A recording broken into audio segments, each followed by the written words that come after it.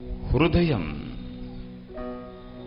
విరిగి నలిగిన ఇద్దరు వ్యక్తులను త్వరగా మనము చూడబోచున్నాం. మొదటి వ్యక్తి దావీదు అను రాజు, ద గ్రేట్ కింగ్ డేవిడ్. దావీదు అను రాజు. ఈ దావీదు స్థానం, రాజు స్థానం ఎటువంటిది మన అందరికీ బాగా తెలుసు. ఆయనకి ఏమీ తక్కువ లేదు. కానీ 51వ కీర్తనను ఈ దావీదు రాజు రాసినాడు. విరిగి నలిగిన హృదయంతో దావీదు రాసినాడు. ఎందుకు రాజు హృదయం విరిగి నలిగిపోవాలి? ఒకే ఒక కారణం.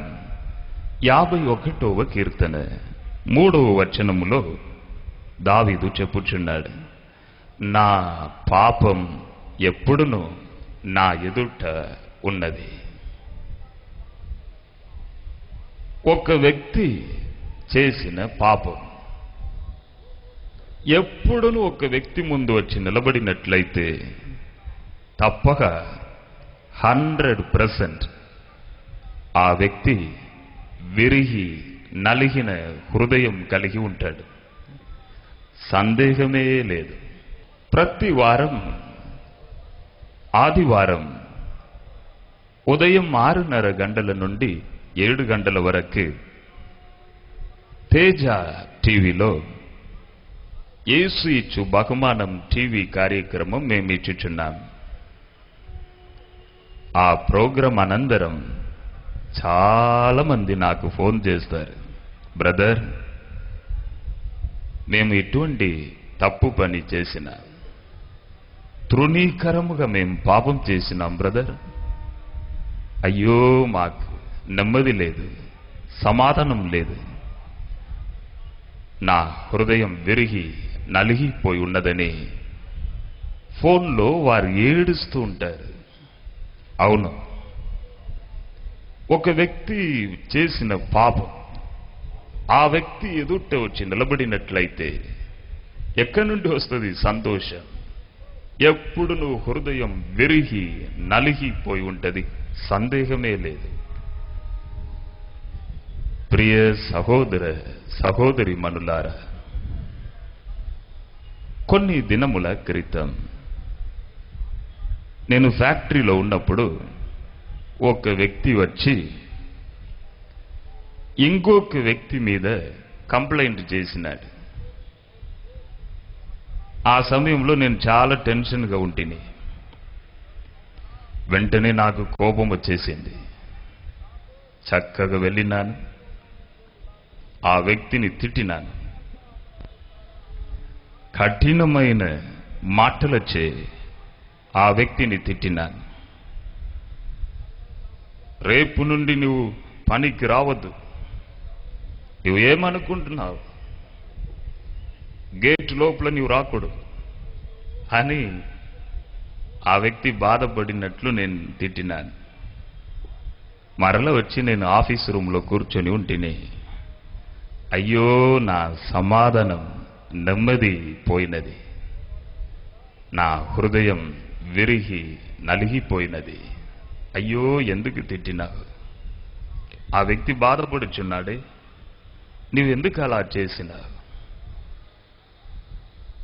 ఏదేదో ప్రయత్నం చేస్తున్నాను మరల నేను సమాధానమును పొందుటకి, ఏదేదో జ్ఞాపకం చేసి ట్రై చేస్తున్నాను, కానీ నెమ్మది మాత్రం నా హృదయంలో రానే రాలేదు. నా హృదయం విరిగి నలిగిపోయినది. మరలా నేను సమాధానమును పొందుటకి 3 కార్యములను నేను చేసినాను. మొదటి కార్యం, ప్రతిదినం నేను దేవుణ్ణి పాదం యొద్దకు వెళ్ళినప్పుడు, ఆ దినం నేను ప్రార్థనకు వెళ్ళినప్పుడు ప్రభుతో నేను అడిగినాను, ప్రభువా నన్ను క్షమించుము తండ్రి, అనవసరంగా నేను తిట్టినాను, నన్ను క్షమించుము అని అడిగినాను. ఏ వ్యక్తిని తిట్టినానో ఆ వ్యక్తి ఎద్దకు వెళ్ళి, అమ్మా క్షమించుము, నీవు బాధపడవద్దని నేను అడిగినాను.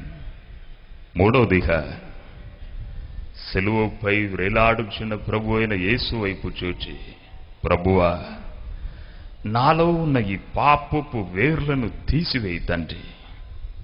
మరల ఈ పాపం నా ఎదుట రాకూడదు. మరల నా హృదయం విరిగి నలిగిపోకూడదు.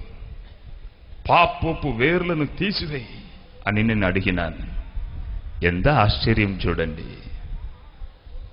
ఆ తర్వాత నా హృదయం నెమ్మది కలిగినది, సంతోషం నా హృదయంలో తిరిగి వచ్చినది. ప్రియ సహోదర సహోదరి మనులారా, ఈ దినం యేసు అదే ఆశపడుచున్నాడు. ఇక్కడ వైజాగ్ ప్రజలు కూడా ఈ 3 కార్యములను చేయాలి. జడ్సన్, వారికి నీవు చెప్పు, క్షమించుమని నాతో అడగాలి. ఎవరికి విరోధముగా వారు చేసినారో వారితో వారు అడగాలి. నా రక్తం ద్వారా వారు కడుగపడి పాపపు వేర్లు పోవాలి. అప్పుడే విరిగి నలిగిన హృదయం పోతుంది. సంతోష హృదయమును వారు పొందగలరు. నీవు చెప్పు అని ప్రభు నాతో మాట్లాడినాడు. కాబట్టి ఎవరెవరు ఈ దినం హృదయం నలిగిపోయి ఉంటున్నారు, ఎవరెవరు సమాధానం లేని స్థితిలో ఉంటున్నారు, ఈ దినం మనం అడుగుదాం. దేవుడు తప్పగా మిమ్మల్ని క్షమించి మరల మీ హృదయానికి సంతోషం తప్పగా ఇచ్చును. అపవాదికి చాలా సంతోషం. అబ్బా, హృదయం విరిగి నలిగిపోయి ఉన్నది. చాలా సంతోషపడతాడు, ఆటంకపరుస్తాడు. నీవు క్షమించుమని అడగాలనా? నీవు ఎంత గొప్ప వ్యక్తి, నీవు అలా అడగాలనా? నీవు ఏం తప్పు చేసినావు? 10 తులాలు బంగారం దొంగతనం చేసినావు, ఇది తప్ప? ఇది చెడ్డ మాటలు నీవు మాట్లాడినావు, తప్ప? ఇంకొక వివాహం చేసుకున్నావు, తప్ప? అది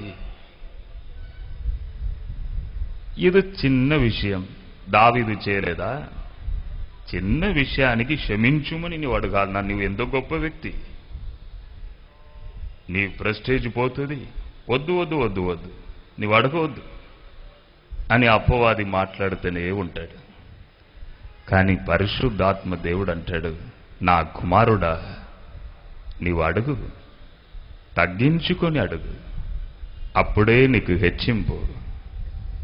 అడుగు, ఒక మాట అడిగితే ఏం తప్పు లేదు, నీవు అడుగు, నేను నిన్ను వాడుకుంటాను, గొప్పగా చేస్తాను అని పరిశుద్ధాత్మ దేవుడు మాట్లాడతాడు. నన్ను కూడా ఆటంకపరిచినాడు అపవాది. జడ్సన్, నీవు ఓనర్, ఒక లేబర్ దగ్గర వెళ్ళి క్షమించుమని అడుగుతావా? నీకు కార్లు ఉన్నవి, మంచి స్థితిలో నీవు ఉన్నావు, కొన్ని 100 మంది నీ చేతి క్రింద పని చేస్తున్నారు. ఎంత గొప్ప వ్యక్తి నీవు! లేబర్ దగ్గర వెళ్ళి నీవు క్షమించుమని అడుగుతావా? వద్దు వద్దు వద్దు వద్దు, అడగవద్దు. నేనన్నాను, అపవాది పో, ఇక్కడి నుండి వెళ్ళిపో, పో పో ఇక్కడి నుండి. నా హృదయానికి సమాధానం కావాలి, నీవేంది నాకు చెప్పేది? నాకు సమాధానం కావాలి, నా హృదయం విరిగిపోయి ఉన్నది. రాకు, ఇక్కడ రాకు, వెళ్ళిపో.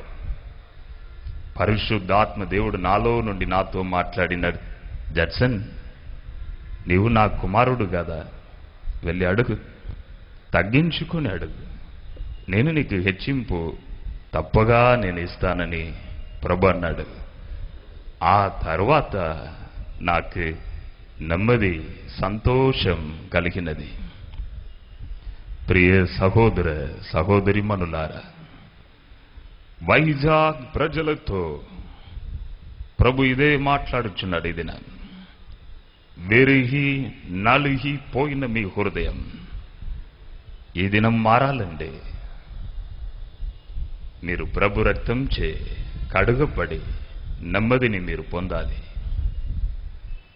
ఒకవేళ మీరు నాతో చెప్పవచ్చు, బ్రదర్, ఈ పశ్చాత్తాప హృదయం నాకు రావడం లేదే, నేను పాపి అని ఒప్పుకోవటానికి మనసు రావడం లేదే అని మీరు నాతో చెప్పవచ్చు.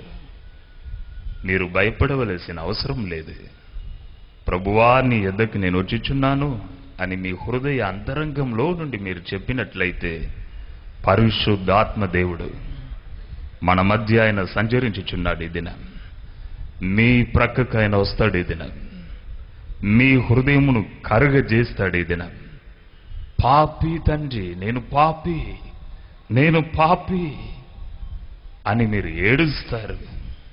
ఈ మైదానంను విడిచి వెళ్ళినప్పుడు నెమ్మది సమాధానంతో మీరు వెళ్తారు. పరిశుద్ధాత్మ దేవుడు ఆ కార్యమును చేస్తాడు.